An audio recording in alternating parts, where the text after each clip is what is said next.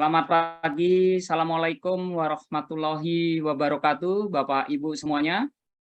Waalaikumsalam warahmatullahi wabarakatuh.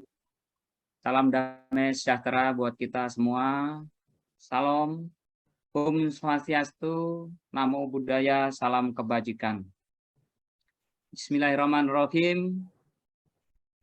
Yang terhormat Direktur GNIK Arya Bogoraya, Bapak Andes Wardi.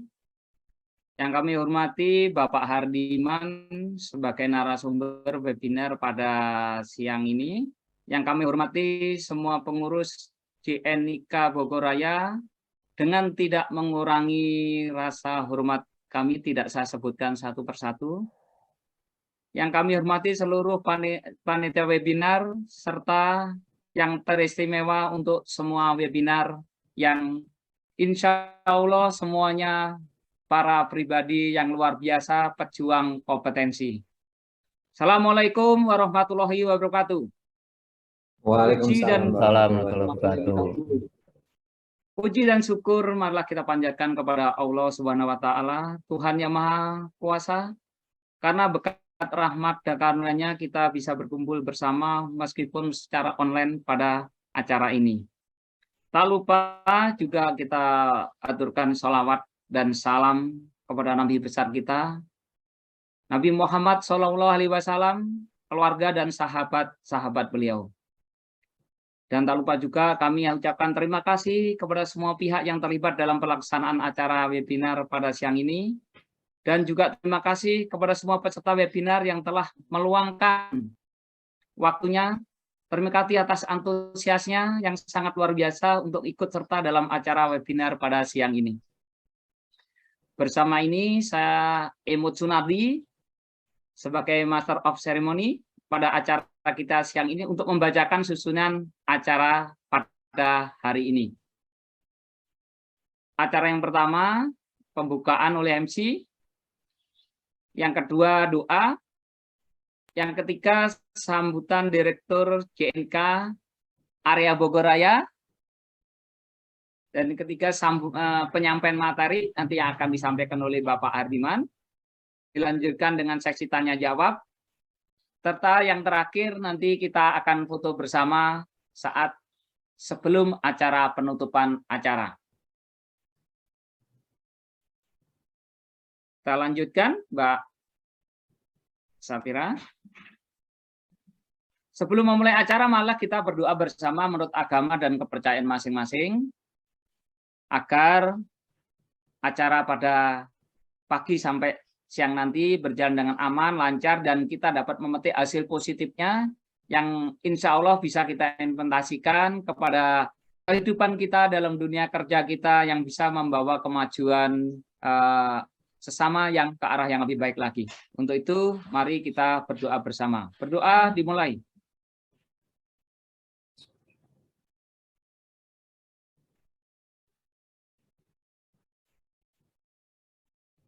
Berdoa selesai. Semoga dengan pembacaan doa tadi acara ini dapat berjalan lancar dari awal sampai akhir nanti. Acara selanjutnya yaitu sambutan dari Direktur GNIK Arya Bogoraya kepada yang terhormat Bapak Andes Wardi, kami persilahkan. Baik, terima kasih Pak Imut. Salam kompeten. Bismillahirrahmanirrahim. Assalamualaikum warahmatullahi wabarakatuh. Selamat pagi, salam sejahtera untuk kita semua. Ya, pertama-tama saya ucapkan terima kasih kepada Pak Hardiman yang hari ini sebagai narasumber yang akan memberikan sharing kepada kita pada hari ini tentang bagaimana seorang pelatih ya, mentor di perusahaan yang akan develop ya, menyusun program pemagangan di perusahaan. Dan selamat pagi juga kepada seluruh pengurus GNIK Arya Bogor. Saya ucapkan terima kasih dan panitia Pak Imut, Mbak Fatira dan semua yang terlibat hari ini yang mempersiapkan acara pada hari ini. Dan yang paling utama juga terima kasih kepada teman-teman pejuang kompetensi yang ada di seluruh jajaran. Mungkin ada sebagian besar di Kabupaten Bogor, Kota Bogor, dan mungkin ada, saya lihat ada dari Semarang dan segala macam. Nah, hari ini kita akan sama-sama diskusi, nanti akan dipandu oleh Pak Hardiman. Nah, kita sama-sama di perusahaan tentunya kita ada program rekrutmen gitu ya, program rekrutmen di mana kadang-kadang kita dalam program rekrutmen itu kita kesulitan untuk mencari orang yang cocok untuk orang yang tepat, yang cocok untuk di perusahaan kita gitu. Nah, dengan program pemagangan itu salah satu kalau menurut saya itu bisa digunakan sebagai rangkaian seleksi bagi kita dalam kita menyeleksi memilih orang yang paling cocok gitu loh. Sambil kita memberikan training pada mereka. Nah, apa bedanya program pemagangan ini dibandingkan dengan ada yang namanya PKL ya, praktek kerja lapangan. Kalau PKL itu yang praktek itu adalah mereka yang memang seorang siswa atau mahasiswa gitu ya, itu mereka melakukan PKL, status mereka masih sebagai siswa. Kemudian ada lagi di bawah kementerian itu kan di Kementerian Pendidikan dan Budaya itu. Lalu kemudian di bawah Kementerian Perindustrian juga ada yang namanya parkering, praktek kerja industri. Itu ada siswa SMK, ada guru SMK yang akan ikut dalam praktek kerja industri gitu. Nah, apa bedanya dengan pemagangan? Pemagangan ini dasarnya dari Permenaker nomor 6 tahun 2020 kalau tidak salah, mungkin Pak Hardiman akan menyampaikan, di mana ini diperuntukkan kepada lulusan. Ya, lulusan baik itu SMK, kalau menurut saya ya, kalau di sana kan hanya SMK, tapi kita tidak tutup kemungkinan juga lulusan SMK, lulusan D3 atau lulusan S1 gitu loh. Mereka yang memang belum punya pengalaman kerja.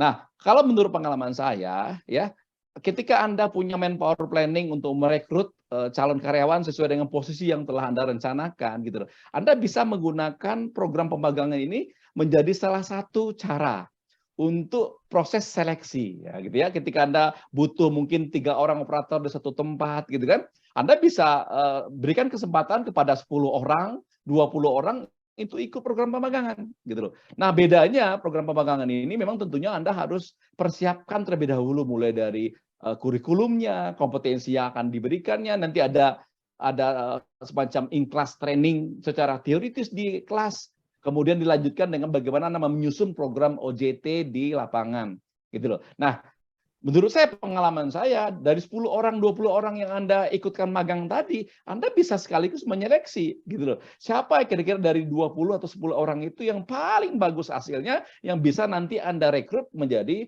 apakah karyawan kontrak atau karyawan masa percobaan gitu loh kira-kira. Jadi menurut saya kalau kita mampu menggunakan fasilitas ini akan lebih baik lagi gitu loh. Memang di pemagangan ini salah satu persyaratannya memang ada uang saku kalau nggak salah Pak Hardiman ya. Ada uang saku yang harus kita siapkan dari perusahaan kepada peserta pemagangan karena syaratnya seperti itu. Tapi tentunya uang saku ini kan tidak ditentukan berapa jumlahnya, gitu ya. Berapa jumlahnya tidak ditentukan. Anda bisa tetapkan sendiri kira-kira yang masuk akal berapa uang saku yang diberikan kepada peserta pemagangan ini. Tapi intinya apa? Intinya selain kita perusahaan juga punya andil untuk mengembangkan kompetensi masyarakat kita bagi lulusan-lulusan SMK, D3, S1, tapi kita juga sebagai perusahaan juga bisa jadikan ini sebagai ajang untuk proses seleksi gitu loh. Seperti saya bilang tadi kan, Anda butuh seorang admin, 1 orang admin gitu ya. Anda bisa rekrut 5 orang pemagangan untuk posisi admin itu gitu ya. Nah, sambil Anda lihat mana yang paling cocok sesuai dengan kebutuhan Anda. Tapi tadi kan bahwa ketika mereka masuk program pemagangan gitu tidak hanya diberikan pekerjaan, tapi Anda berikan teori, Anda berikan mentor, pendamping agar dia bisa betul-betul bekerja dengan baik. Nah, pagi ini Pak Hardiman akan sharing bagaimana caranya kita sebagai seorang mentor untuk mempersiapkan, mendesain programnya, mendevelop materinya, menyusun program OJT dan segala macamnya sampai akhirnya memberikan evaluasi, sampai akhirnya kalau tidak salah itu kita memberikan sertifikat ya Pak Hardiman ya. Sertifikat kompetensi dari perusahaan menyatakan mereka kompeten di bidang yang mereka magang gitu. Oke, demikian Bapak Ibu sekalian, silakan kita saling berdiskusi di sini ya. Jadi kita sangat senang sekali nanti setelah Pak Hardiman nanti memberikan materinya, Bapak Ibu sekalian nanti bisa bertanya, diskusi apa yang sudah dilakukan atau apa yang sudah belum dilakukan. Bagi yang pernah melakukan bisa diceritakan apa ya kendala, ada apa tips-tips yang harus diperhatikan, dan bagi yang belum melakukan jangan malu-malu, jangan takut-takut untuk berdiskusi. gitu ya. Tanyakan, kita anggap kita semua yang namanya kita belajar karena kita tidak tahu, gitu ya. Nah, sehingga akhirnya kita bisa memanfaatkan cara ini untuk meningkatkan produktivitas di tempat kita. Demikian, selamat mengikuti webinar. Saya kembalikan. Wassalamualaikum warahmatullahi wabarakatuh. Selamat pagi, salam sejahtera untuk kita semua. Terima kasih Pak Imut. Ya, terima kasih Pak Ardiman. Waalaikumsalam. Waalaikumsalam warahmatullahi wabarakatuh. Terima kasih kepada Bapak Direktur GNIK Area Bogor Raya, Bapak Andes Fardi. Bapak Ibu, semua peserta webinar, sebelum kita mulai acara inti maksud saya, baiklah kita bacakan ketentuan untuk mengikuti acara. Kepada Mbak Fatira, kami persilakan untuk ketentuan acaranya, Mbak Fatira, di flash.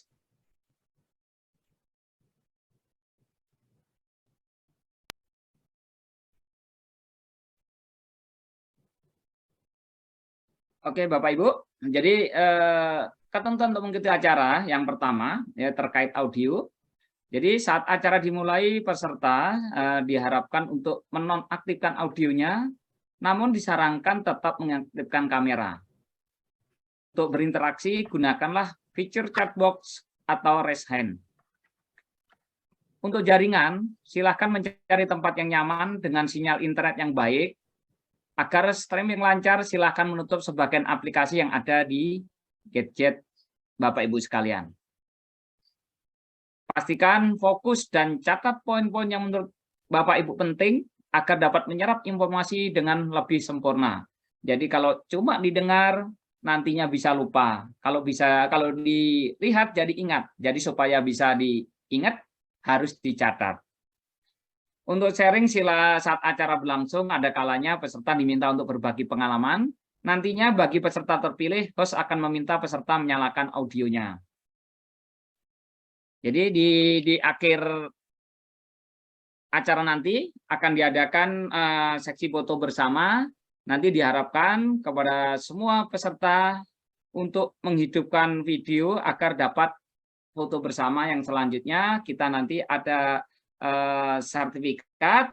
Nanti di akhir acara Bapak Ibu silahkan absen di tempat yang nanti akan kami siapkan. Oke, Mbak Fatira, terima kasih. Acara selanjutnya yaitu pemaparan materi oleh narasumber yang alhamdulillah beliau sudah hadir di tengah-tengah kita. Namun sebelum acara kami serahkan kepada beliau, saya akan bacakan CV narasumber terlebih dahulu.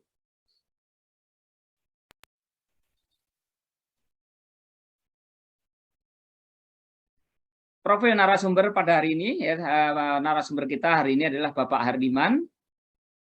Mengenai alamat emailnya sudah tercantum, Bapak Ibu bisa menghubungi beliau lewat alamat email yang sudah cantumkan.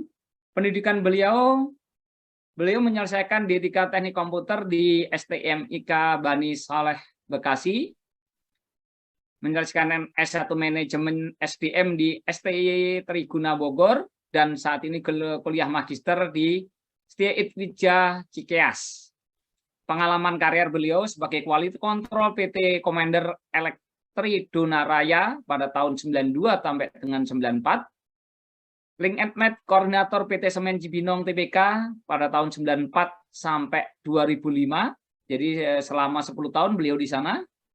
Training spesialis PT Holcim Indonesia Tbk tahun 2004 sampai 2006.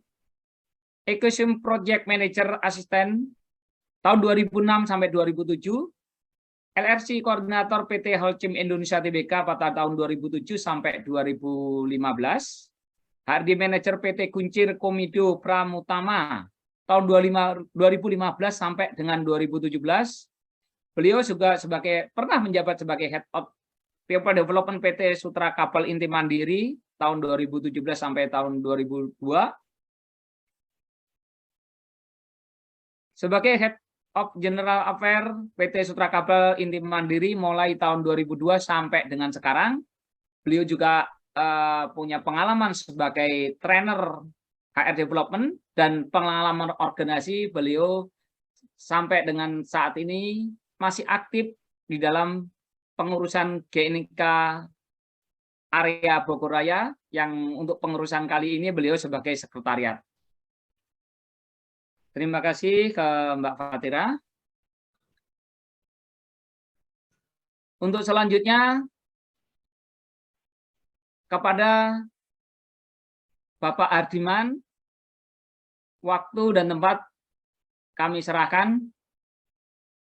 Untuk itu sebelumnya, mari kita berikan aplaus kepada narasumber kita, Bapak Ardiman.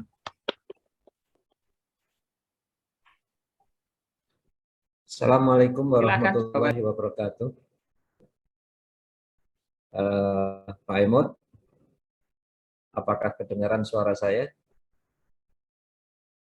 Oke, siap. Sudah jelas, Pak. Silakan dilanjutkan. Terima kasih Pak Imut sebagai moderator hari ini. Kemudian terima kasih juga kepada Pak Andeswati yang telah memberikan kesempatan kepada kami untuk memberikan share, salah satunya adalah pelatihan pelatih di tempat kerja. Kemudian terima kasih juga para pengurus sekaligus semuanya terkait dengan peserta webinar hari ini. Harapannya kami dengan kehadiran Bapak-Bapak sekalian, semoga semuanya bisa tersenyum di hari ini. Seperti itu. Pemaparan hari ini terkait dengan unit-unit kompetensi sebagai mentor pemagangan. Dan yang kedua adalah mudah-mudahan ini nanti juga menjadikan ajang silaturahmi untuk para mentor di seluruh Kabupaten Bogor maupun seluruh Indonesia. Mudah-mudahan next akan ada grup-grup yang terkait dengan mentor. Karena dengan adanya grup nanti akan menjadi saling memberikan pengalaman di antara masing-masing peserta ataupun masing-masing anggota. Selanjutnya,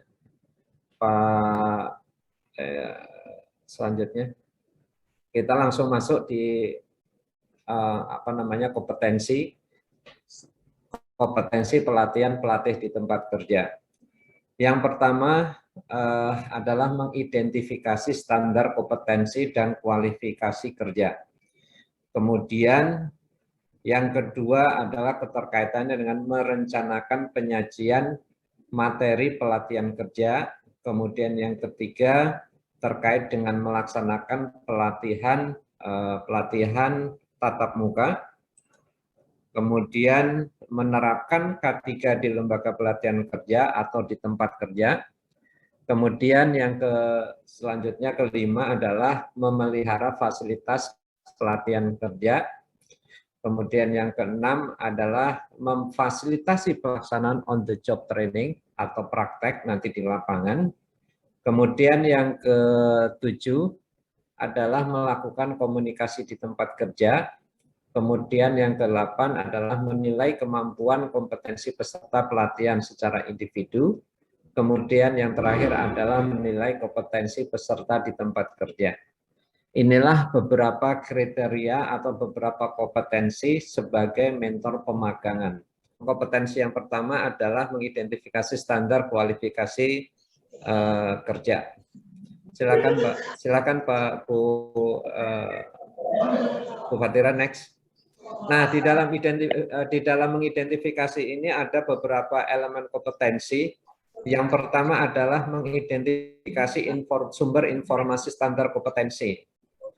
Kemudian yang kedua adalah mengidentifikasi kerangka kualifikasi atau KKNI. Kemudian yang ketiga adalah menyiapkan rencana kegiatan pelatihan kerja. Teman-teman sekalian dan sahabat-sahabat sekalian, di dalam mengidentifikasi sumber informasi standar kompetensi ini adalah yang pertama di dalam pencapaian atau unjuk kerjanya adalah kita dapat memperoleh cara standar kompetensi yaitu sesuai dengan kebutuhan masing-masing di dalam unit kerja atau kebutuhan di dalam pemenuhan daripada kompetensi itu sendiri. Kemudian yang kedua mengidentifikasi jenis-jenis standar kompetensi berdasarkan kebutuhan pelatihan.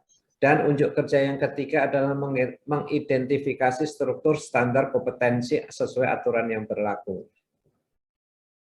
Kemudian di dalam KKNI itu, KUK atau unjuk kerjanya atau capaiannya adalah yang pertama adalah memperoleh dokumen KKNI terkini dari sumber yang terpercaya. Kemudian yang kedua adalah mengidentifikasi informasi kualifikasi kerja berdasarkan KKNI. Dan yang ketiga adalah mengidentifikasi unit berdasarkan kebutuhan deskripsi kualifikasi.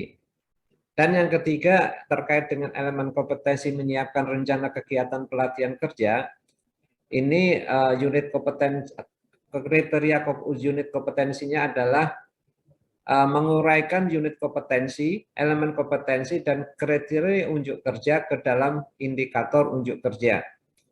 Dan yang kedua adalah mengkontekstualkan indikator unjuk kerja atau capaian unit kerja ke dalam unit kompetensi ke dalam matriks pelatihan sesuai dengan aspek pengetahuan, keterampilan, dan sikap yang dibutuhkan.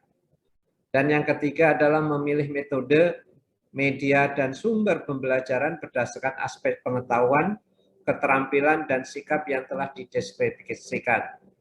Dan yang keempat adalah menyusun rencana kegiatan dalam bentuk matriks pelatihan kerja. Di sini sebagai mentor memang harus bisa mengidentifikasi misalnya kalau salah satu kita adalah tim misalnya staf HRD, kita juga harus bisa memberikan identifikasi bahwa di dalam nanti apakah nanti ada staf HRD, supervisor HRD maupun manajer HRD. Demikian. Oke, kita lanjut Mbak Fatira. Nah, di dalam mengidentifikasi tadi, ini adalah salah satu dari sumber yang terpercaya adalah dari SKKNI Kemnaker.go.id. Ini keterkaitannya dengan semua SKKNI atau standar kompetensi kerja ini ada di sini semua. Jadi ini sudah mulai berkembang terus dan sampai saat ini sudah ribuan yang terkait dengan unit kompetensi yang ada di dalamnya. Nah, ini adalah sebagai panduan kepada teman-teman semua dan kita mencari di dalam standar-standar. Misalnya kalau ada yang belum masuk, nanti akan kita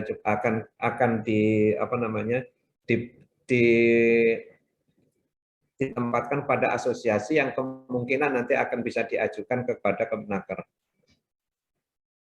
Kemudian next.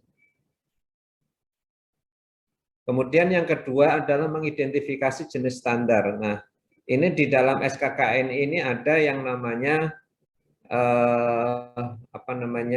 tujuan utama. Kalau kita sebut di sini salah satunya contohnya adalah operator komputer.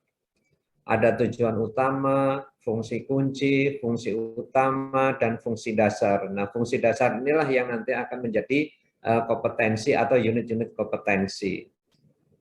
Next.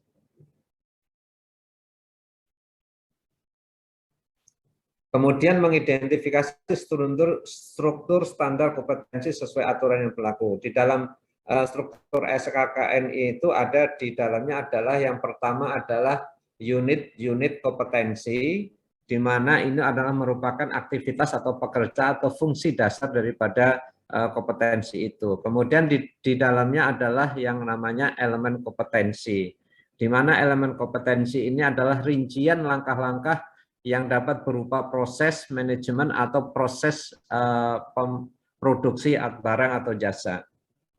Kemudian kriteria unjuk kerja ini bagian daripada instruksi kerja pada industri yang terukur dan dapat diobservasi. Ini juga sebagian adalah capaian-capaian yang nanti bisa dengan adanya instruksi kerja, di sini juga nanti akan disebutkan adalah capaian-capaian yang akan dilakukan di dalam proses pekerjaan tersebut. Sementara di dalam berikutnya adalah adanya batasan variabel agar fokus dalam pelaksanaan unjuk kerja itu diberikan batasan-batasan tertentu, dan ini semuanya ada di setiap SKKNI, kontekstual di tempat kerja dan atau di tempat pelatihan nantinya. Kemudian ada salah satu yang terakhir adalah terkait dengan panduan penilaian. di mana panduan penilaian ini merupakan deskripsi aspek kritis pengetahuan dan keterampilan untuk asesmen nantinya. Next, Mbak.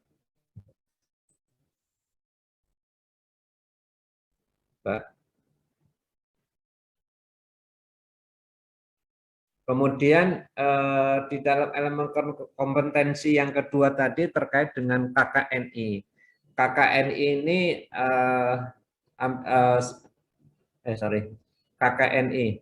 Nah, KKNI ini juga ada di kepnaker.go.id. Ini dua-duanya ada di dalam aplikasi atau di dalam sistem dari Kementerian Ketenagakerjaan Republik Indonesia. Ini juga sebagai sumber kita nanti terkait dengan kualifikasi kerja. Kalau kita kembali kepada KKNI, ternyata KKNI ini sudah tersusun sekian lama. Ini keterkaitannya dengan standar pendidikan atau istilah jenjang pendidikan dan dikonversikan di dalam dunia kerja. Ternyata di sini ya teman-teman sekalian, bapak-bapak sekalian dan ibu-ibu sekalian, proses KKNI di level 1 ini lebih cenderung kepada helper atau pembantu. Kemudian ke level kedua itu sebagai operator. Kemudian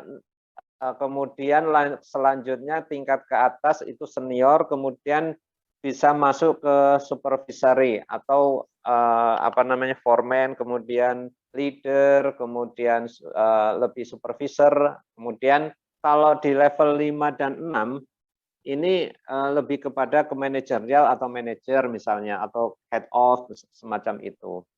Dan teman-teman, ternyata di sini kalau bagi yang tidak memiliki pendidikan memang lebih banyak kalau di job awal, di awal nih ya Pak ya, Bapak Ibu sekalian, ini lebih cenderung kepada helper dan operator. Karena kebanyakan kan tidak menggunakan pendidikannya, pendidikannya. Dan di sini ternyata di sini ada D1, D2 dan D3 itu bisa ke arah supervisi. Kemudian apalagi S1, kemudian S2 dan S3 selanjutnya ini sudah mulai strategik ya. Nah, teman-teman semua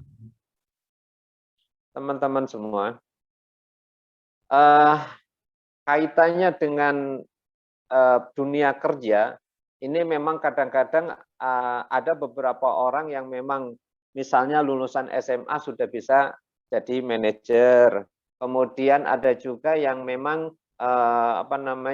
tidak D1 atau D2 juga bisa jadi manajer. Ini karena mereka adalah orang-orang lama. Sementara sampai saat ini keterkaitannya dengan dunia pendidikan itu sudah mulai semakin banyak lulusan S1 maupun D3.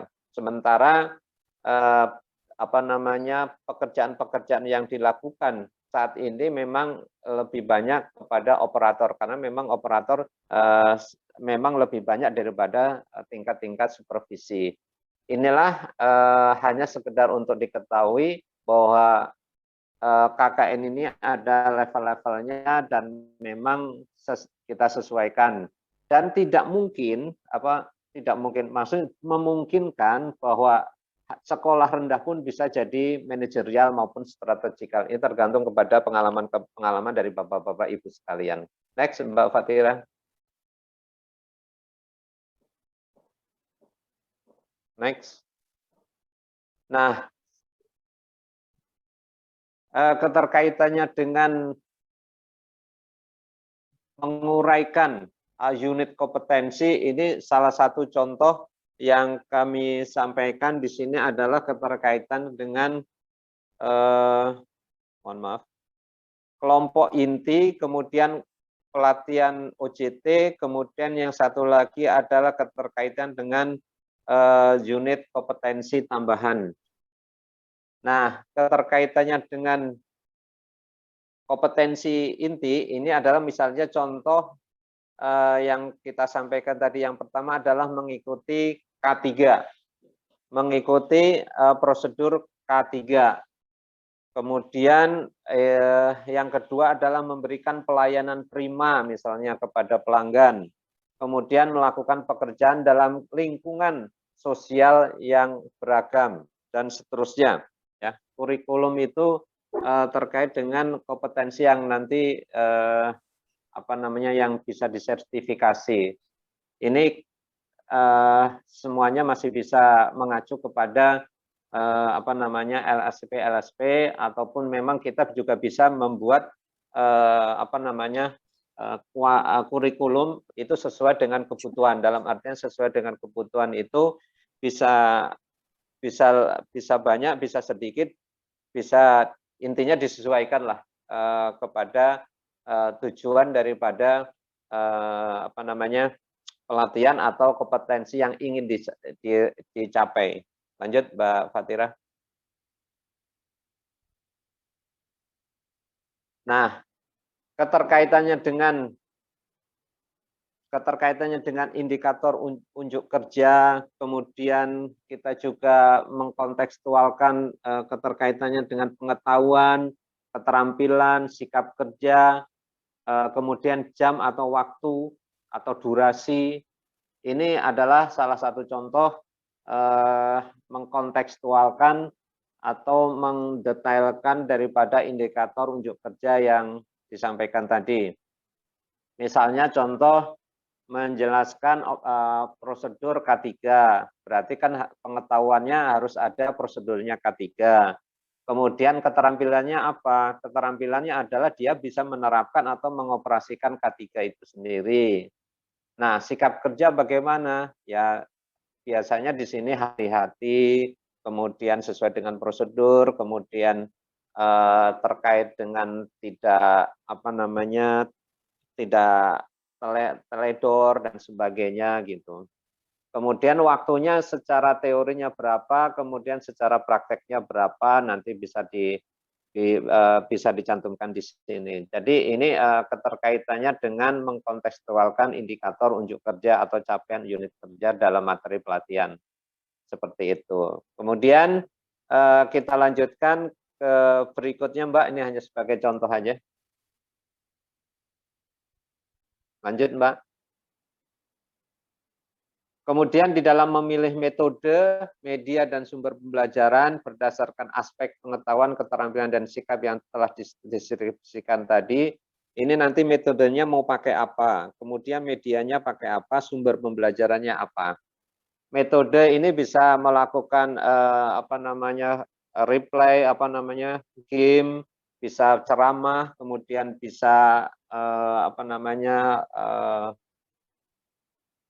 tatap langsung, praktek, dan sebagainya. Medianya mau pakai apa? Mau pakai komputer, mau pakai bahan-bahan atau misalnya full body harness, dan sebagainya. Sumber pembelajarannya nanti keterkaitannya dengan mau pakai video, atau tatap langsung, atau buku, atau role, dan sebagainya. Ini adalah keterkaitan dengan bagaimana kita bisa memilih metode, kemudian bagaimana juga kita bisa memilih media, dan bagaimana juga kita bisa memilih sumber daripada pembelajaran. Banyak sekali, apalagi hal-hal yang sekarang ini adalah dunianya dunia internet atau dunianya IoT, Internet of Things, di mana setiap pembelajaran sudah mulai menggunakan digitalisasi.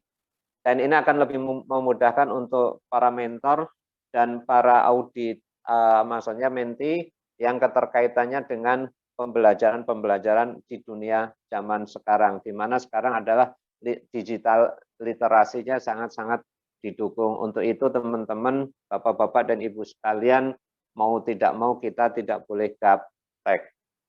Ya, teman-teman semua. Oke, lanjut Mbak Fatira. Kemudian mencoba kita menyusun rencana kegiatan dalam bentuk matrik atau tabel-tabel tersebut di bawah ini. Nah, misalnya tadi adalah elemen kompetensinya apa, kemudian unjuk kerjanya apa, kemudian indikatornya seperti apa, dan materinya pengetahuannya apa, kemudian keterampilan maupun sikap. Kemudian sumber belajar, kemudian metode, media, peralatan, dan bahan. Dan ini adalah bagian daripada mengidentifikasi atau merencanakan bagaimana nanti kita akan melakukan pelatihan atau pengembangan daripada karyawan tersebut atau siapapun yang akan melakukan pengembangan dirinya. Oke, teman-teman sekalian, itu salah satu keterkaitannya dengan mengidentifikasi standar kompetensi dan koalisi kerja. Lanjut, Mbak Fatira.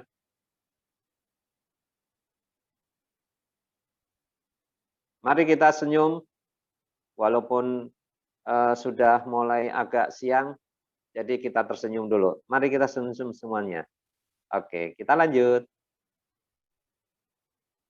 Kemudian yang kedua adalah merencanakan penyajian materi pelatihan kerja. Nah, merencanakan penyajian materi kerja ini ada 4 elemen kompetensi dan 1, 2, 3 yang kriteria unjuk kerja. Silahkan Mbak Fatira lanjutkan.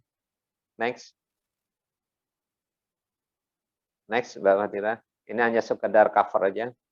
Nah, teman-teman sekalian, di dalam menyusun sesi pembelajaran, materi pembelajaran, metode, media, dan pelajaran diidentifikasi. Kemudian yang kedua adalah disusun. Jadi yang elemen pertama adalah menyusun, menyusun, kemudian diidentifikasi, kemudian menyusun. Jadi ini terkait dengan yang tadi. Oke, lanjut aja Mbak. Berikutnya. Nah, yang pertama, ya. Nah, teman-teman sekalian, di dalam menyusun sesi pembelajaran, kalau kita lihat dari SKKNI atau kriteria unjuk KKNI, itu ada yang namanya unit kompetensi, di mana di dalamnya ada elemen kompetensi dan di bawahnya ada kriteria unjuk kerja. Kemudian itu adalah bagian daripada struktur di dalam kompetensi atau standar kompetensi.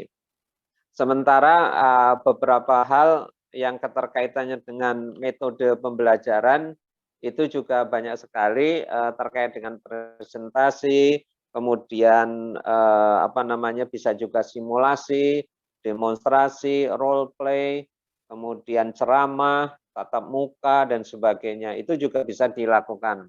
Misalnya kalau contoh ngelas, kalau untuk mengelas kan bisa juga menggunakan demonstrasi. Kalau presentasi nanti agak kesulitan, misalnya sepanjang itu. Ini keterkaitan dengan pemilihan daripada metode-metode pembelajaran. Kemudian sarana atau media pembelajaran ini juga sangat banyak sampai saat ini.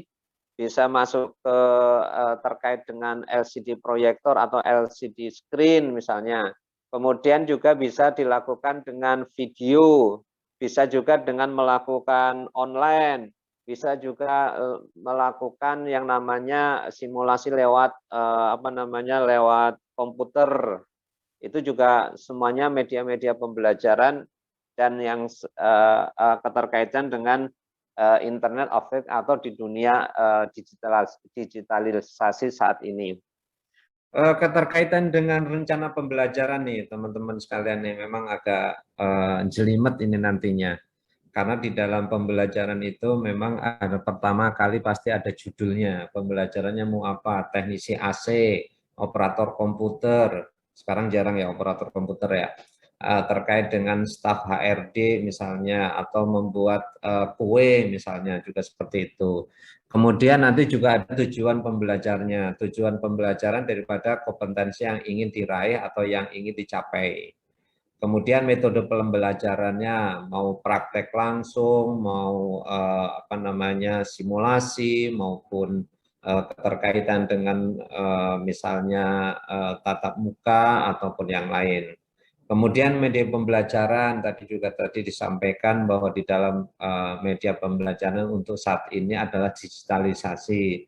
Bisa juga pakai Google Form, bisa juga terkait dengan video, bisa juga keterkaitannya dengan podcast yang saat ini juga sudah mulai menggema di seluruh Indonesia. Kemudian yang ketiga, yang selanjutnya nanti biasanya di situ ada disebutnya pendaluhan di dalam rangka supaya tujuan itu tercapai, kemudian ada juga latar belakang sehingga tujuan dan sebagainya itu ada di dalam pendahuluan. Kemudian nanti di situ juga ada penyajian, kemudian juga ada aplikasi, kemudian juga nanti keterkaitan dengan proses capaian pembelajaran itu melakukan evaluasi. Terakhirnya adalah kesimpulan maupun dengan penutup. Nah, ini rencana pembelajaran ini bisa masuk ke dalam kurikulum dan silabus nantinya. Teman-teman sekalian, di dalam proses tahap pembelajaran memang motivasi atau pendahuluan biasanya teman-teman kalau di dalam pembelajaran tatap muka ya, tatap muka itu kan waktunya bisa diatur dan sebagainya. Kalau tatap muka secara langsung biasanya di awal-awal itu supaya teman-teman misalnya audien atau instruktur sendiri biasanya kalau di awal-awal diawali dengan pendahuluan atau istilahnya speaker dan sebagainya supaya mereka fokus kepada apa yang mereka nanti pelajari, biasanya seperti itu. Kemudian di dalam menyajikan materi itu juga harus ada kolaborasi antara semua pihak, di antara materi mentee maupun mentor itu juga saling yang satu ingin menyampaikan dan satu ingin mendapatkan pelajaran yang akan diterapkan nantinya. Kemudian aplikasi atau tugas-tugas yang terkait dengan penyerapan dan pengendapan nanti ini terkait dengan konsolidasi, kemudian juga apa yang dilakukan oleh mentee ini juga akan dibimbing, nanti akan dibimbing oleh mentornya masing-masing. Dan tak kalah penting di dalam semua proses itu adalah evaluasi, di mana evaluasi itu adalah mengukur daripada pencapaian pembelajaran dan sekaligus juga untuk mengukur kualitas pelatihan itu sendiri. Di mana evaluasi ada beberapa hal sesuai dengan ini level Kirkpatrick ya, ada level 1, kemudian ada level 2, kemudian ada level 3 dan level 4. Dan level 1 itu adalah pelaksanaan pelatihan. Nah, ini yang lebih sering kepada kita lakukan adalah di level 1, di mana level 1 ini menilai bagaimana instruktur melakukan pengajaran, delivery, kemudian alat dan bahan, kemudian ruangan dan sebagainya, fasilitas, itu semuanya juga ada di level 1. Sementara ada di level 2 ada keterkaitannya dengan pembelajaran, yaitu adalah evaluasi pre dan post, pre-test, post-test. Bisa juga keterkaitannya dengan tes tertulis, misalnya seperti itu. Bisa juga terkait dengan tes praktek dan sebagainya. Kemudian di level 3 itu keterkaitannya dengan behavior atau sikap, di mana perubahan-perubahan apa yang bisa dinilai atau diukur keterkaitannya dengan bagaimana seseorang sikapnya berubah ketika atau setelah melakukan pelatihan. Ini di level 3. Kemudian di level 4 adalah terkait dengan investasi yang diberikan, apakah sudah bisa kembali BEP-nya, break even point-nya, atau justru malah dengan pelatihan itu kinerjanya semakin meningkat, atau istilahnya produktivitasnya tinggi, kemudian pendapatannya bisa bertambah dan seterusnya. Oke, seperti itu. Silakan next.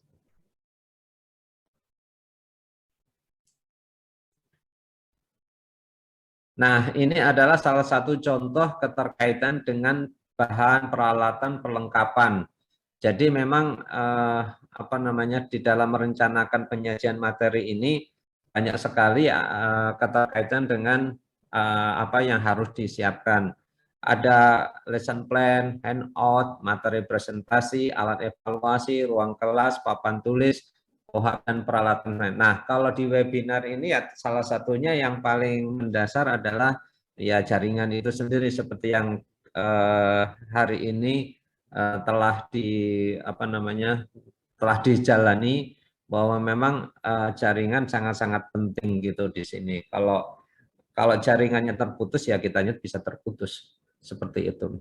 Dan pelaksanaan ini keterkaitan dengan kesiapan tadi memang kalau apa namanya webinar ini sudah kita siapkan sudah sejak lama, dan apa namanya lokasinya juga sudah kita siapkan, kemudian apa namanya peralatan-peralatan juga kita siapkan. Ternyata tadi hari ini saya ada kelupaan satu, tadi mic kemarin udah saya siapin, tapi ternyata hari ini tidak saya bawa. Nah, ini adalah salah satu contoh juga ketidakakuratan dan kelalaian saya di dalam menyiapkan second, atau istilahnya kalau seandainya nanti jaringan yang satunya gagal, maka saya akan menggunakan komputer yang kedua, dan ternyata di komputer kedua mic saya nggak saya bawa. Inilah yang membuat ternyata di dalam membuat apa namanya mengidentifikasi bahan ini memang benar-benar harus sudah ready dan sudah siap untuk dijalankan. Seperti itu Bapak-bapak sekalian, dan mohon maaf hari ini. Oke, next. Nah, salah satu tempat juga, salah satu daripada fasilitas tadi yang saya sampaikan ini adalah tempat pelatihan, di mana tempat pelatihan ada beberapa hal yang terkait dengan misalnya ergonomis orang belajar. Kadang-kadang kalau di tempat belajar atau itu kan kadang-kadang ergonominya tidak nyaman juga bila orang-orang atau pesertanya itu biasa tidak kena AC, kemudian kena AC, dan itu akan lebih tidak nyaman. Kemudian yang kedua, jarak pandang ketika di tempat pelatihan itu jarak pandangnya juga sangat-sangat terbatas dan tidak bisa fokus. Kemudian tempat pelatihan juga sangat-sangat terganggu bila ada suara-suara bising dan sebagainya. Itu juga harus benar-benar diidentifikasi, dan memang benar-benar tempat ini harus nyaman dan harus bisa terbebas dari gangguan-gangguan yang mungkin terjadi pada saat di dunia kerja atau di apa namanya di dunia industri. Dan ini juga tempat pelatihan itu bisa teori, kemudian bisa praktek, kemudian juga ada yang namanya laboratorium. Kemudian ada juga yang langsung praktek simulasi baik komputer atau pakai istilahnya simulasi ya. Ketika melakukan simulasi ini juga memang harus dilakukan bahwa memang perlengkapan atau komputer itu tersendiri, misalnya sampai dengan ngeprint atau sampai dengan keterkaitannya dengan produk hasil, kemudian banyak sekali yang keterkaitan dengan koneksi-koneksi jaringan ataupun apa namanya bahan-bahan yang untuk praktek dan sebagainya. Tempat pelatihan ini memang strategis, atau kadang-kadang setiap orang mempunyai ciri khas masing-masing. Ada beberapa orang yang memang tidak menyukai tempat keramaian, dia bisa menerima apa namanya bisa menerima pemahaman atau pembelajaran memang dengan konsentrasi dan sebagainya. Oke, next Mbak Fatira. Mohon maaf. Kemudian kembali lagi kepada media pembelajaran, media pendukung pembelajaran tadi sudah disampaikan. Kemudian tadi terkait dengan prinsip menata kelas juga memang sudah saya sampaikan sekilas. Oke, kita lanjut Mbak. Peran instruktur dan peran peserta pelatihan, di mana peran instruktur adalah ketika ada apa namanya membuat hubungan di antara peserta kemudian sama instruktur itu apa namanya ini nggak kelihatan, konsisten memberikan umpan balik positif, maksudnya Maksudnya adalah selalu berpikiran positif terhadap apa yang kita berikan kepada menti. Karena setiap menti itu kan semuanya bisa beraneka ragam dan keinginan maupun latar belakangnya. Jadi kita harus bisa memberikan umpan balik yang positif terhadap apa yang kita lakukan untuk menti. Karena tujuan daripada mentoring adalah mengajak mereka untuk bisa meningkatkan kompetensinya. Kemudian memiliki ekspektasi yang tinggi terhadap peserta latih. Harapannya adalah bahwa sebenarnya kita itu harus punya ekspektasi bahwa yang kita latih itu sebenarnya juga dengan sendirinya akan pintar dan akan bisa kompeten. Karena kalau kita tidak melakukan itu, kadang-kadang pola berpikir atau mindset kita itu memiliki kekuatan yang dahsyat bahwa yang kita latih itu harusnya lebih pintar daripada kita karena pengalaman, karena semangatnya adalah semangat untuk berkarya dan berkembang. Kemudian memperhatikan dan bersikap positif, memang selalu harus memperhatikan menti-menti yang, nah ini ada sebuah cerita ini. Di dalam memperhatikan menti, kebetulan pada saat waktu dulu saya memberikan pembelajaran, ada salah satu dari peserta itu tidak bisa komputer atau komputernya terlanjur agak gaptek gitu ya. Jadi walaupun dia disediakan laptop, disediakan ini, tapi ya itu tadi kembali lagi kepada mentor, bahwa mentor itu wajib harus bisa mengasah, memberikan bimbingan kepada orang yang tidak memahami sama sekali. Kebetulan pada saat itu dengan bimbingan dan dengan kesabaran dan orang itu mau belajar atau orang itu bersiap menerima pembelajaran, maka proses daripada pembelajaran itu sehingga dia bisa menyelesaikan tugas-tugasnya, karena tugasnya itu harus dengan menggunakan komputer atau istilahnya dengan mengetik dan sebagainya. Kemudian harapannya dan ternyata setelah uji kompetensi orang itu adalah siap dan ternyata lulus kompetensinya, uji kompetensinya. Kemudian yang terakhir adalah mempersiapkan baik isi materi pelajaran maupun praktek pembelajarannya, karena mentor itu adalah orang yang lebih dulu mengetahui, kemudian disampaikan atau di-sharingkan atau diberikan bimbingannya kepada orang lain. Dan peran peserta pelatihan sendiri itu memang mau tidak mau harus minat dulu, tertarik, kemudian berasa nyaman, kemudian bisa terlibat, kemudian bisa menerima ide-ide atau hikmah daripada pembelajaran. Karena kalau tidak bisa menerima ide-ide, nanti akan berontak dan akan kesulitan di dalam menerima pembelajaran. Itu terkaitan dengan peran dan antara instruktur dan menti. Oke, silakan. Lanjut Mbak Fatira. Dan yang kedua adalah ketika mengelola sikap dan perilaku, ini misalnya contoh di dalam proses pembelajaran. Nilai-nilai budaya pelatihan itu ada beberapa macam. Yang pertama adalah mematuhi perintah instruktur dalam rangka proses belajar mengajar. Jadi hanya di dalam proses pembelajaran. Kadang-kadang instruktur itu memberikan proses pembelajaran memang agak disesuaikan dengan tingkat kemahiran dan tingkat pengalamannya masing-masing. Bisa juga memberikan perintah-perintah yang ternyata terbalik atau ternyata mempunyai struktur atau mempunyai tujuan daripada pembelajaran itu sendiri. Kemudian yang kedua adalah mematuhi tata tertib yang berlaku selama proses pembelajaran, karena di dalam proses pembelajaran tata tertib akan memberikan salah satu alur atau jalan atau istilahnya keterkaitannya dengan proses berjalannya pembelajaran. Kemudian menanyakan materi pelatihan yang sedang dipelajari bila dirasa belum dipahami, sehingga betul-betul materi tersebut dapat dipahami atau dikuasai.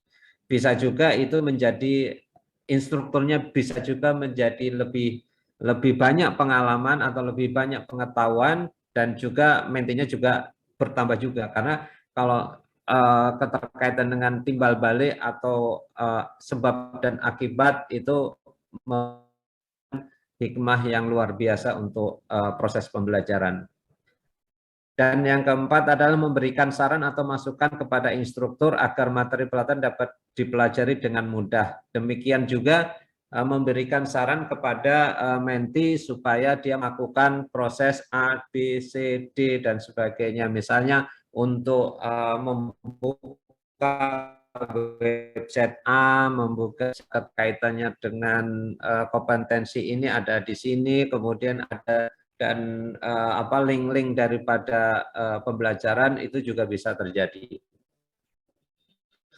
Jadi saling memberikan feedback atau saling memberikan masukan akan sangat dibutuhkan di dalam proses pembelajaran, karena setiap pelatih itu memberikan pelatihan akan juga bertambah ilmunya. Yang terakhir adalah ikut menjaga memelihara suasana agar kondusif. Dan suasana akan kondusif ini adalah keterkaitannya dengan bahwa kita memang harus fokus dan tidak terganggu adalah situasi ataupun kondisi yang. Mbak Fatira, mohon maaf, lanjut. Yang putus apa lagi? Senyum dulu, Mbak. Ini materinya. Iya. Senyum dulu lah. Oke, siap, kita lanjutkan. Pelajaran dalam artian bahwa tujuan belajar, kemudian memilih apa yang kita harus pelajari, kemudian metodenya, kemudian ini apalagi memilih kegiatan peserta, atau istilahnya sekarang itu adalah Merdeka Belajar, kurikulum Merdeka Belajar, dan ini sudah kita lakukan, sudah kita terapkan beberapa di sekolah-sekolahan maupun perguruan tinggi, termasuk di GNK sendiri juga sudah mulai melakukan hal yang sama terkait dengan kampus Merdeka, yang salah satunya sudah sampai saat ini sudah batch ketiga terkait dengan sertifikasi studi independen bersertifikat, sudah batch yang ketiga, dan setiap batchnya sudah sekitar 250-an orang. Kemudian yang berikutnya adalah menyiapkan alat peraga. Di dalam proses kegiatan itu biasanya alat peraga itu sangat-sangat dibutuhkan dan akan lebih memudahkan di dalam proses belajar. Meskipun setiap peserta atau setiap terkait dengan menti itu daya tangkapnya adalah masing-masing bisa berbeda-beda. Kemudian dalam hal menyampaikan pelajaran, kemudian ada tes, kemudian ada revisi bila perlu. Dalam artian revisi adalah kira-kira ketika melakukan evaluasi atau melakukan tes atau melakukan penilaian atau evaluasi, ada beberapa hal yang perlu kita lakukan untuk penambahan waktu misalnya, itu juga bisa dilakukan sehingga tujuan belajar benar-benar bisa tercapai. Itulah keterkaitannya di dalam menerapkan bimbingan. Oke, lanjut, Mbak.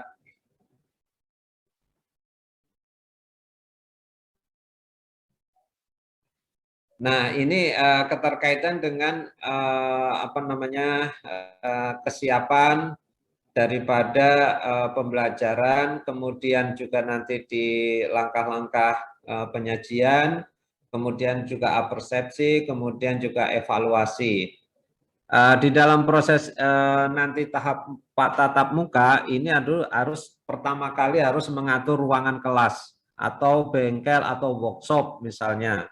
Bagaimana ventilasi, bagaimana penerangan, bagaimana jalannya, bagaimana tidak ada kendala-kendala di dalam proses nanti pelaksanaan pelatihan, kemudian menyiapkan bahan pelatihan, kemudian peralatan juga kalau jika ada adalah bahan dan kalau dalam hal praktek itu ada bahan dan peralatan, kemudian ada SOP di dalam pembuatan proses atau praktek misalnya, kemudian kita juga menyiapkan alat bantu mengajar seperti LCD, kemudian laptop ataupun layar screen, flip chart maupun papan tulis ataupun kertas ataupun bolpen dan seterusnya. Kemudian juga tidak lupa adalah menyiapkan namanya evaluasi yang tadi saya maksud adalah evaluasi level 1 maupun level 2. Kemudian menyiapkan siswa untuk menerima pelajaran. Pertama kali yang dilakukan adalah melakukan absensi atau mengecek kehadiran menti. Kemudian mengenalkan judul pelajaran, kemudian diucapkan, ditulis, dan disusun dengan singkat. Melakukan tinjauan belajar, apersepsi. Jadi apersepsi adalah kegiatan yang dilakukan sebelumnya, yang telah disampaikan sehingga nanti di dalam koneksi atau pembelajarannya lebih fokus. Kemudian mengecek pengetahuan peserta, ini juga disampaikan kepada misalnya salah satu contohnya adalah bagaimana dengan pelatihan hari ini, bagaimana dengan kompetensi hari ini, bagaimana dengan silabus hari ini, pencapaian penjelasan yang disampaikan oleh mentor misalnya, semacam itu bisa ditanyakan atau mengecek pengetahuan peserta itu. Kemudian kembali lagi menjelaskan tujuan pembelajaran. Harapannya tujuan pembelajaran itu sangat-sangat dibutuhkan karena supaya bisa mengkoneksikan apa yang kita lakukan, apa yang kita kerjakan itu bisa langsung atau bisa menuju kepada sasaran yang diinginkan. Kemudian di dalam penyajian memang pertama-pertama adalah keterkaitannya dengan menjelaskan atau menceritakan atau istilahnya icebreaker, kemudian juga membuat latar belakang, menjelaskan, kemudian dan seterusnya sehingga nanti mencapai tujuan yang diharapkan. Kemudian menggambarkan atau diagram gambar-gambar, sketch dan lain sebagainya ini terkait dengan SOP atau keterkaitan dengan flow, kemudian prosesnya dan sebagainya. Kemudian mendemonstrasikan bila diperlukan di dalam mendemonstrasikan misalnya contoh untuk mengukur pH meter, mengukur suhu atau mengukur keterkaitannya dengan pH, menggunakan alat pH dan sebagainya. Kemudian bertanya, mendengarkan, menjawab, memberikan solusi. Artinya kalau ada pertanyaan kemudian dan seterusnya bisa dilakukan dengan ada salah satu yang kaitannya dengan solusi atau kesimpulan. Oke, lanjut Mbak. Nah, ini yang tadi saya sebutkan adalah aplikasi keterkaitannya dengan memberikan tugas-tugas seperti itu, kemudian membetulkan jawaban bila ada yang salah, kemudian bisa memberikan penguatan kepada peserta dalam hal menjawab pertanyaan, menjawab dengan benar, jangan menyalahkan jawaban-jawaban yang salah misalnya gitu. Kemudian juga memberikan motivasi, bantuan, dan supaya memang sama-sama kita bisa semangat dan saling tidak menjatuhkan. Bila perlu kita melakukan penjelasan kembali, tapi kalau memang tidak sampai jelas ya kita potong, nanti kita carikan penjelasan yang lebih lanjut. Kemudian untuk keterampilan memang misalnya contoh utamakan K3, tunjukkan pekerjaan yang harus dilakukan, kemudian pengawasan dan memberikan bantuan bila diperlukan. Untuk keterampilan misalnya ada dalam student attitude. Dan evaluasi tadi sudah disampaikan metode-metode dan sebagainya, ini penilaian dan sebagainya. Oke, lanjut.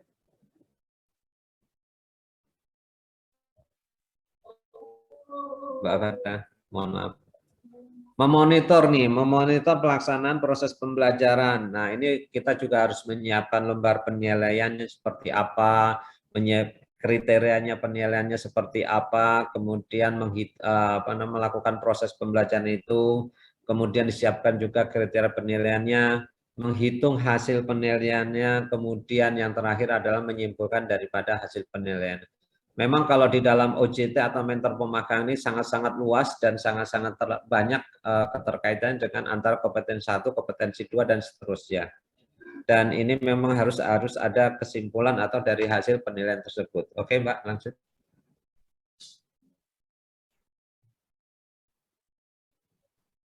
Nah, ini salah satu contoh-contoh unsur-unsur yang dinilai, misalnya kalau kita mengevaluasi daripada proses pembelajaran, dari penyiapan, tujuan belajar, alat peraga, kemudian sampai dengan persiapan-persiapan, itu juga bisa dinilai.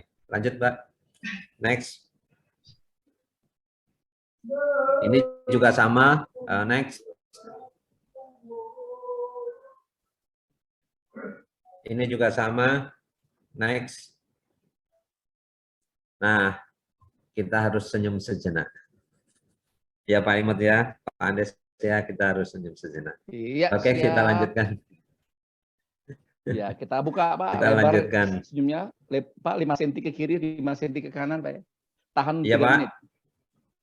Senyumnya 3 cm ke kanan, 3 cm ke kiri, tahan 5 menit. 5 detik Pak, jangan 5 menit kelamaan. 5 menit itu kejauhan. Oke, selanjutnya ini salah satu yang di mana-mana sekarang sudah mulai masuk ya di dalam sebuah kompetensi. Ini adalah penerapan K3 di lembaga pelatihan kerja atau menerapkan K3 lah, intinya gitulah ya. Ini ada identifikasi sumber bahaya. Memang semua proses belajar, proses pembelajaran maupun di dalam proses kompetensi, di dalam praktek ataupun pelaksanaan itu semua ada yang namanya menerapkan K3. Yang pertama terkait dengan material, equipment, environment maupun sistem atau people. Ini semuanya sudah sudah fasil lah ya, keterkaitannya dengan identifikasi. Kemudian kita lanjutkan Mbak, next. Kemudian nanti akan melakukan penilaian-penilaian di dalam ini penilaian-penilaian sumber-sumber bahaya. Bisa juga ini potensinya seperti apa, akibat bahayanya seperti apa, penilaian risikonya seperti apa, tindakan pengendaliannya nanti seperti apa. Dan ini biasanya ada di HSE dan ada semua di dalam sebuah kompetensi itu ini selalu muncul dalam hal menerapkan K3 ya. Kebetulan di sini terkait dengan pelatihan, jadi ini penerapan K3 di pelatihan. Next Mbak. Lanjut Mbak.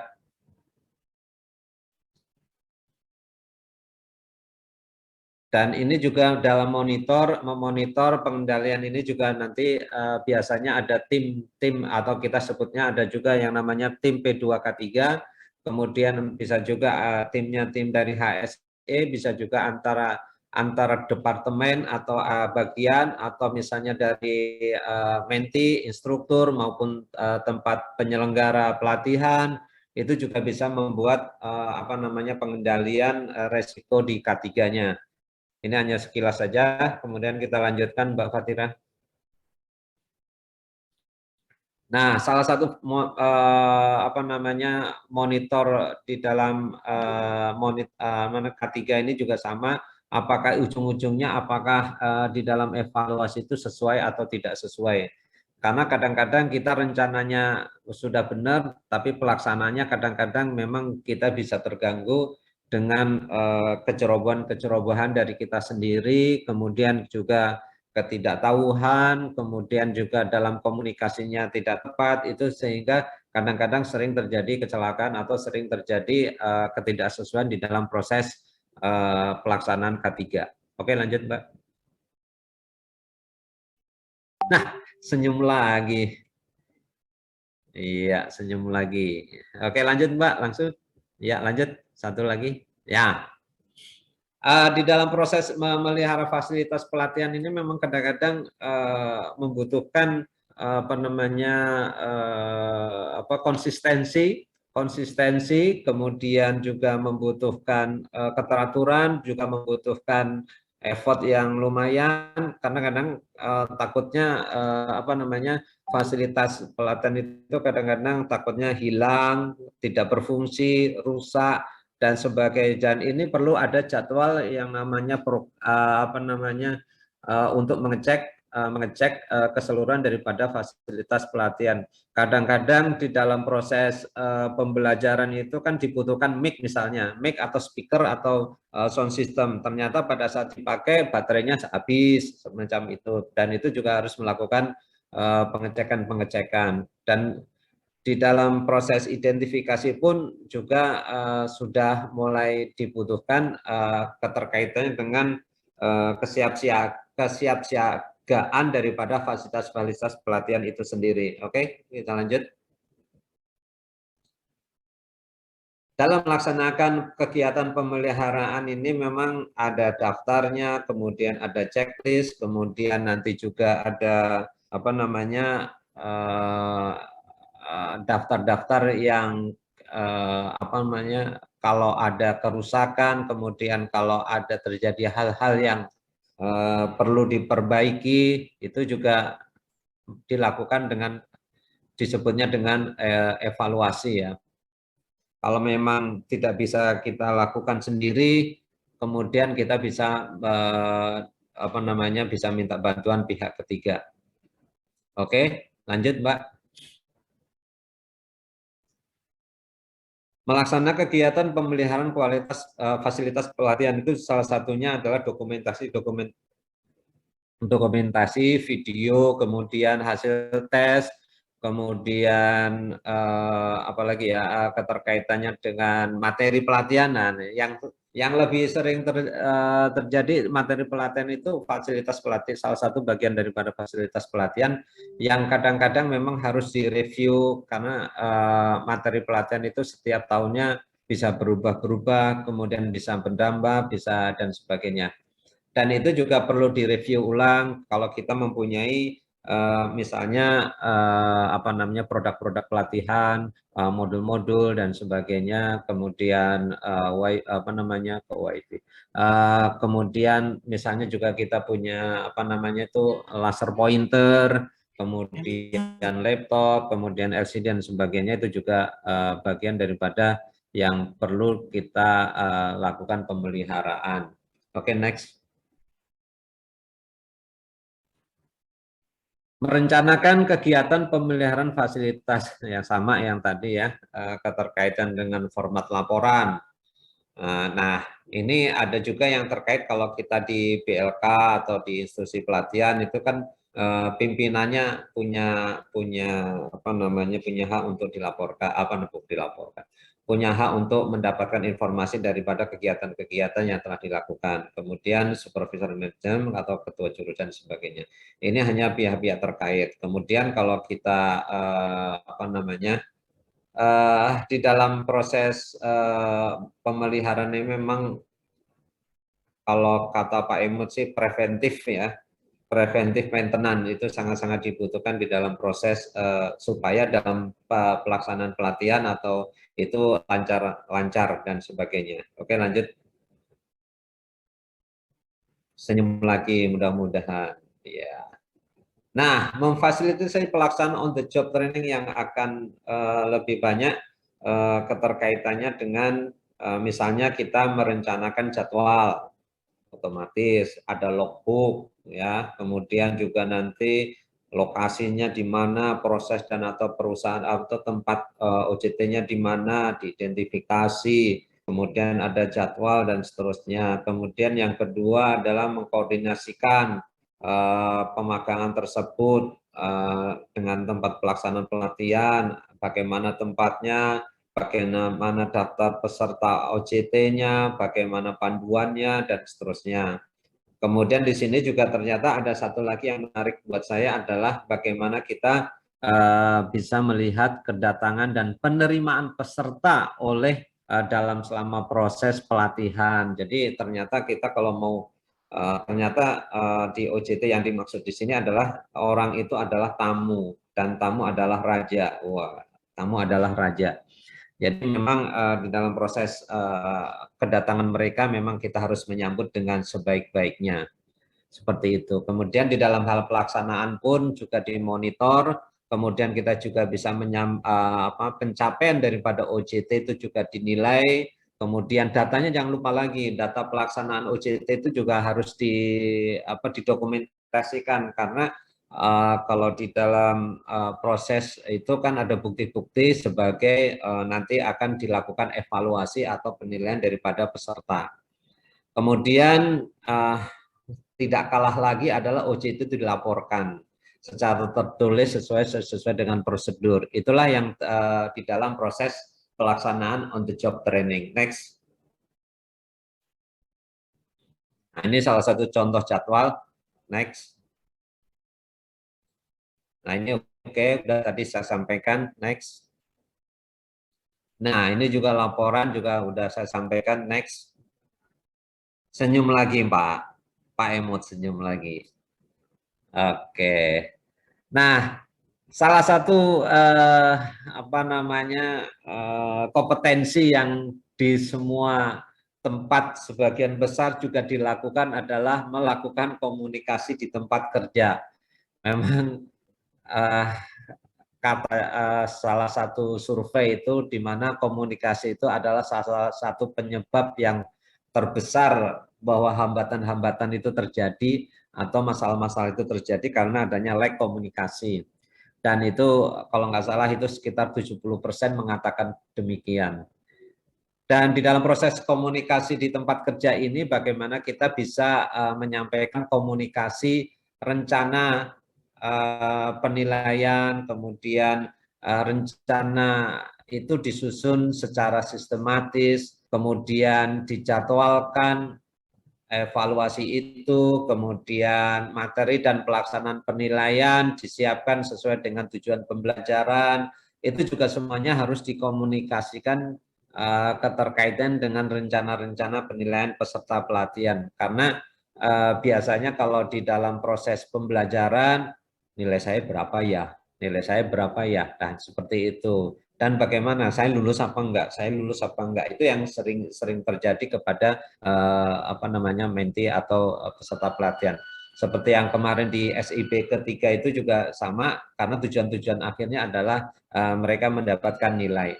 Nah, nilai itulah sebagai bukti atau sebagai alat ukur untuk mendapatkan pencapaian-pencapaian, meskipun nanti di dalam proses pelaksanaan di dunia nyata juga pasti akan diuji kembali, atau istilahnya diuji yang kenyataannya memang benar-benar diuji. Kalau di dalam proses pembelajaran kan dalam proses pembelajaran, tapi pelaksanaan atau tingkat itu ada di dalam proses pembelajaran. Kemudian yang kedua adalah menghimpun dan menyusun data kemajuan belajar peserta pelatihan. Di dalam melakukan penilaian atau ini kemajuan belajar juga sesuai dengan data-data yang ada, tes yang ada, hasil uji, hasil pengamatan dan sebagainya. Kemudian data penilaian peserta juga dihimpun, kemudian juga nanti himpunan data himpunan daripada hasil penilaian diklarifikasi dan ujung-ujungnya adalah nilai akhir daripada prestasi belajar menti sesuai dengan SOP. Dan yang terakhir adalah membuat keputusan penilaian dan memberikan umpan balik. Dalam hal ini adalah keterkaitannya dengan hasil akhir yang kita raih, misalnya kategorinya misalnya A baik, B cukup baik dan sebagainya. Dan itu hasil daripada penilaian akhirnya. Kemudian jangan lupa di dalam proses pembelajaran, proses evaluasi itu juga ada yang namanya umpan balik. Apakah nanti mentinya diberikan feedback atau mentornya atau istilahnya penyelenggara pelatihannya itu juga nanti akan diberikan umpan balik. Umpan balik ini sangat-sangat bermanfaat untuk proses pelaksanaan pelatihan. Oke, lanjut. Nah, ini yang tadi sama mengkomunikasikan terkait dengan nilai-nilai sama. Lanjut, Mbak. Senyum lagi, Pak Emot. Oke. Menilai kemajuan kompetensi peserta pelatihan secara individu. Nah, ini juga keterkaitan, ini adalah kompetensi baru. Kalau sebelumnya dari mentor pemagang, ini sebelumnya nggak ada, ini tahun 2020 ini sudah mulai di-upgrade atau di-update. Ini keterkaitannya dengan kemajuan kompetensi peserta pelatihan secara individu. Yang pertama sama menyusun rencana penilaian peserta pelatihan, kemudian menghimpun dan menyusun data kemajuan belajar, kemudian menghimpun dan membuat keputusan penilaian dan memberikan umpan balik. Oh, ini udah ini yang tadi ya. Oke, lanjut. Mohon maaf, lanjut. Mohon instruksi sebentar Pak Ardiman. Ini jam Ya, sudah silakan, Pak. menunjukkan ini apakah materi masih banyak atau gimana? Satu lagi Pak, kalau nggak salah. Oh, satu lagi. Ya, silakan. Satu lagi kalau nggak salah.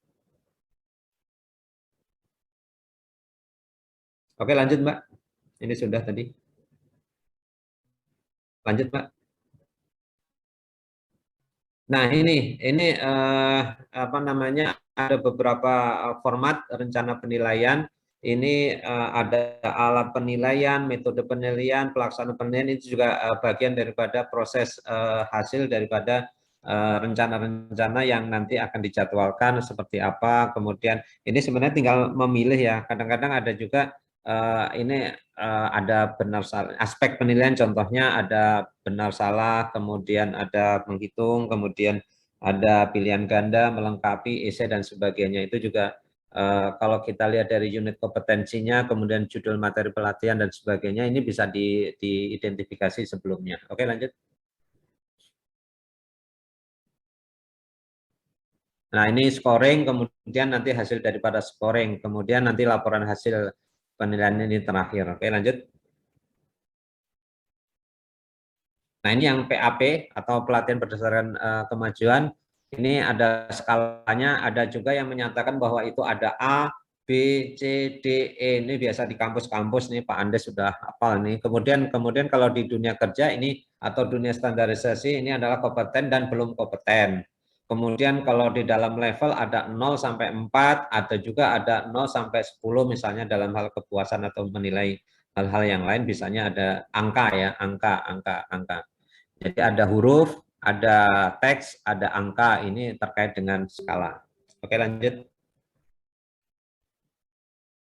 Nah, tadi yang saya sampaikan fungsi umpan balik itu juga terkait dengan pembelajaran, dan nggak kalah penting adalah membuat supaya kita mempunyai motivasi atau selalu belajar dan selalu belajar, kembali lagi belajar dan seterusnya untuk bisa mengajarkan ini. Oke, lanjut. Kalau nggak salah satu lagi, ini terakhir ya, lanjut lagi. Ini ada contoh-contoh daripada SKOL. Nah, ini terakhir ini Pak, kompetensi daripada unit kompetensi daripada mentor ini adalah menilai kompetensi peserta di tempat kerja. Ada beberapa yang perlu ditentukan, misalnya adalah kriteria penilaian, kemudian menilai peserta pelatihan, kemudian mengevaluasi hasil penilaian.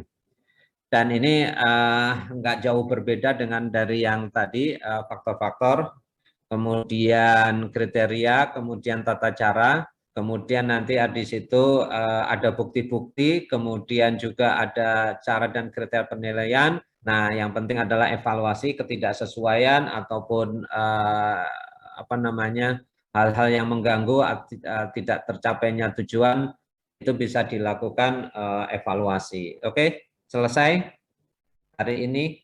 Itulah 9 secara review, secara apa namanya, garis umum. Secara umum kami sampaikan, mudah-mudahan bermanfaat untuk teman-teman semua. Yang bagi yang baru, untuk yang lama, mari kita sama-sama belajar, sama-sama untuk melakukan proses pembelajaran, proses pembelajaran itu, karena semakin lama semakin banyak dan semakin banyak yang bolong-bolong dan perlu kita tambal-tambal. Seperti saya hari ini, saya juga banyak yang perlu saya tambal-tambal dan saya yang bolong-bolong perlu saya poles-poles kembali supaya kita bisa memberikan mentoring atau memberikan kepada orang lain yang lebih bermanfaat lebih lanjut.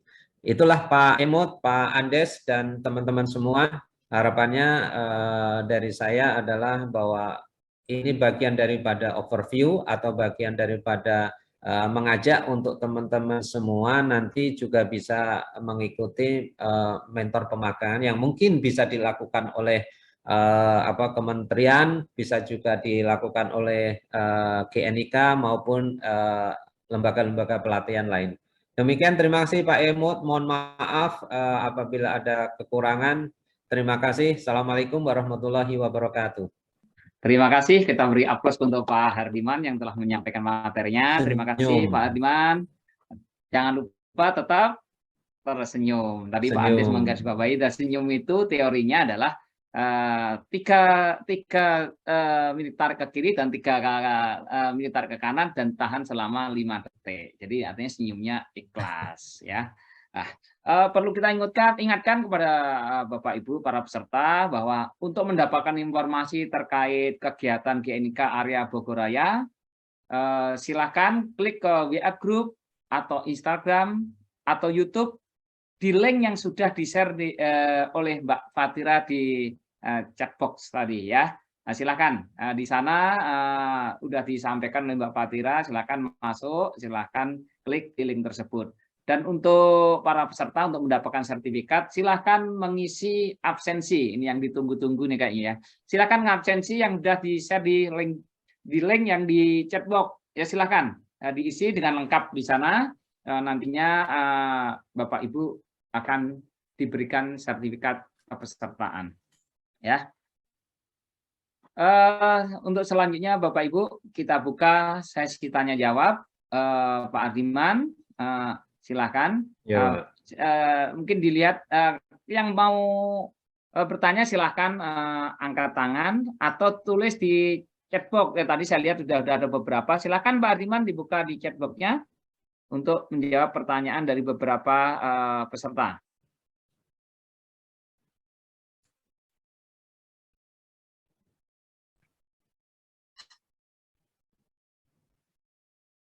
Ini Pak Hardiman, mungkin saya bantu. Oke. Jawab. Udah Ada Pak satu udah baca? pertanyaan. Ini udah ada di chatbox Pak. Ini dari Pak Prianto. Pak Prianto mempertanyakan, untuk membuat nama program pemagangan berdasarkan apa ya Pak? Perusahaan yang menangani banyak user klien, gimana caranya untuk membuat nama program di pemagangan? Terima kasih. Mungkin bisa jawab Pak?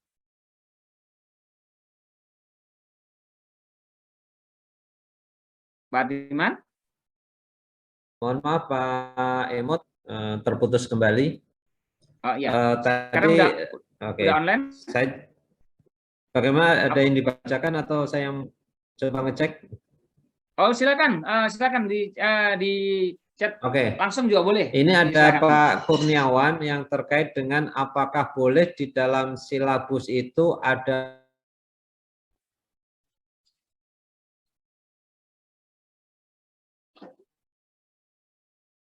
Pak Hardiman? Pak Hardiman? Pak Hardiman?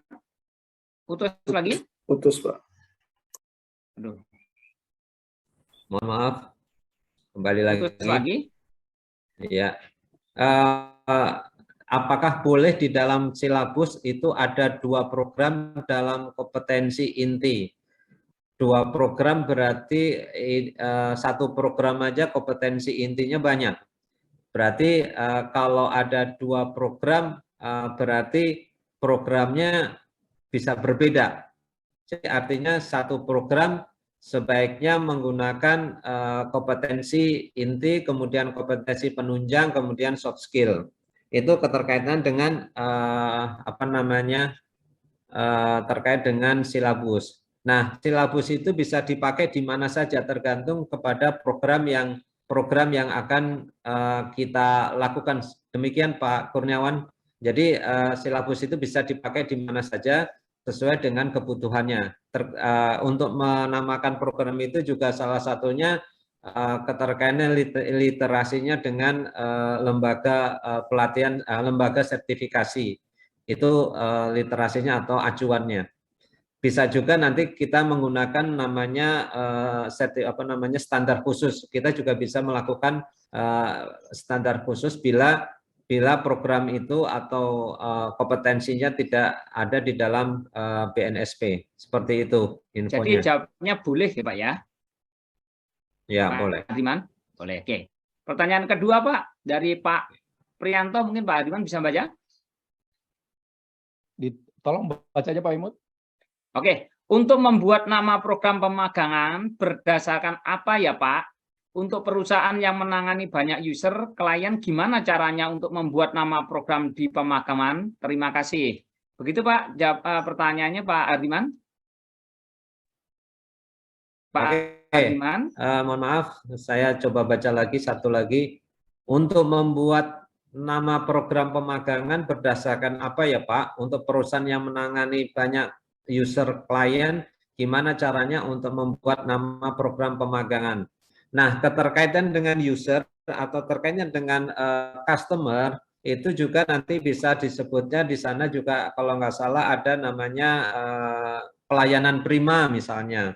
Pelayanan prima nanti kita coba cek unit kompetensinya misalnya. Unit kompetensinya apa keterkaitannya dengan apa namanya customer, bagaimana kita bisa melayani, bagaimana kita melakukan apa namanya teknik-teknik di dalam proses komunikasi juga, itu juga bisa. Jadi banyak hal keterkaitannya dengan klien itu. Itu juga ada di salah satunya di marketing kalau nggak salah itu ada juga terkait dengan nama-nama apa namanya unit-unit kompetensi yang terkait dengan marketing itu salah satunya adalah melayani pelanggan, itu juga bisa. Kemudian misalnya contoh di resepsionis misalnya, nah ini adalah terkaitannya dengan etika atau etika bertelepon atau etika telepon misalnya seperti itu juga bisa. Kemudian juga operator apa namanya resepsionis atau apa ya namanya kalau resepsionis itu operator atau bukan? Operator telepon misalnya atau keterkaitannya dengan apa namanya apa namanya penjual itu loh, sales juga bisa ada itu beberapa hal. Jadi banyak sekali kalau nama sih masih bisa dikomunikasikan kembali keterkaitannya dengan apa namanya unit-unit kompetensi yang nanti kita identifikasinya seperti apa. Karena di dalam proses ini proses nama program pemagangan itu kalau waktu itu disampaikan masih apa namanya berdasarkan kompetensi-kompetensi yang ada. Dan memang diaju pertama kali adalah dari BNSP atau lembaga sertifikasi seperti itu. Oke Pak Hardiman, Dr. Pak Hardiman. Ya, siap. Ini satu pertanyaan lagi, tapi nanti coba kita lempar ke audien. Ada yang mau bertanya langsung, nanti dipersilahkan. Nah, satu aja jawabnya tolong singkat Pak, ya. Apakah bagi instruktur atau mentor, ini pertanyaan dari Pak Ade Muardila, apakah bagi instruktur atau mentor pemagangan di perusahaan wajib memiliki sertifikat BNSP sebagai instruktur atau mentor? Tolong jawabnya dengan singkat Pak. Iya, karena di situ ada namanya di dalam proses itu ada yang namanya pemagangan dalam negeri itu sudah diatur bahwa mentor harus bersertifikat BNSP. Oke, jadi seperti itu Pak Ade Muardila. Jadi mentor wajib bersertifikat BNSP. Oke, selanjutnya kita lempar ke audien. Silakan apabila audien mau ada yang pengen ditanyakan langsung kepada narasumber kita. Itu ada Pak Masud, silakan Masud Pak. Pak Masud Sujadi. Ya, silakan Pak Masud Sujadi. Ya. Assalamualaikum. Waalaikumsalam warahmatullahi wabarakatuh. Mungkin ini pertanyaan ini agak menyimpang, tetapi rasanya penting untuk saya coba tanyakan. tadi dikatakan bahwa forum pemagangan itu adalah rangkaian dari proses seleksi juga. Karena nantinya dari yang peserta magang akan diberi alat-alat ukur. Nah, terlepas dari itu, kita tahu bahwa kepentingan corporate hari-hari ini kan bukannya soal kompetensi bagi calon karyawan atau pegawai atau pekerja, tetapi perusahaan di waktu-waktu seperti ini sangat menilai bagaimana membentuk corporate culture atau budaya kerja yang punya value. Nah, adakah ruang bagi forum seperti pemagangan ini untuk menilai behavior atau attitude dari calon pegawai kita itu? Jadi problem karena nanti terkait dengan etos kerja, ketahanan kerja, dan seterusnya. Demikian pertanyaan saya, Pak Hardiman. Terima kasih. Silakan Pak Hardiman. Terima kasih Pak Masud.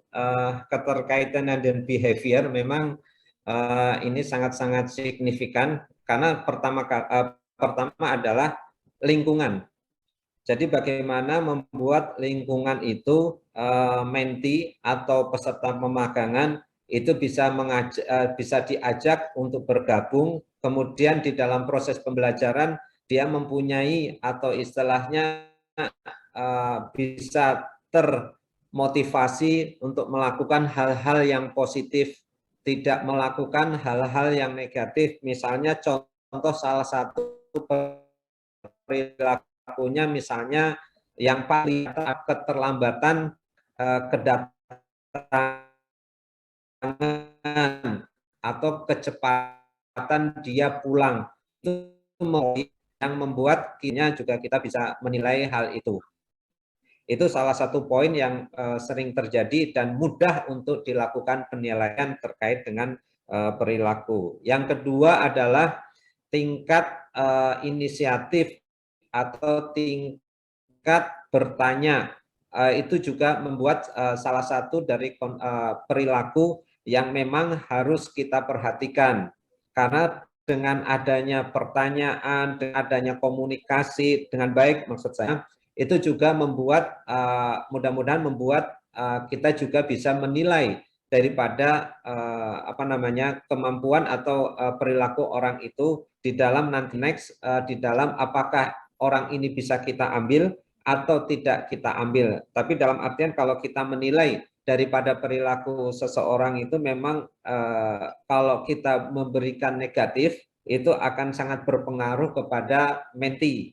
Untuk itu saya wanti-wanti kepada mentor keseluruhannya dalam hal menilai perilaku atau keterkaitannya dengan sikap kerja dan sebagainya, kalau tidak bisa dibuktikan dengan objektif, maka akan terjadi nanti nextnya akan menjadi bisa menjadi bumerang buat mentor itu sendiri.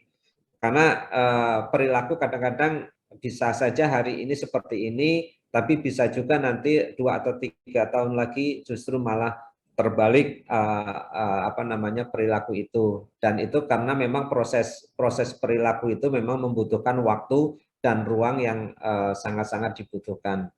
Kemudian di dalam menilai perilaku sebenarnya di dalam setiap kompetensi atau setiap unit kompetensi di situ ada namanya perilaku. Misalnya contohnya adalah salah satunya adalah teliti misalnya.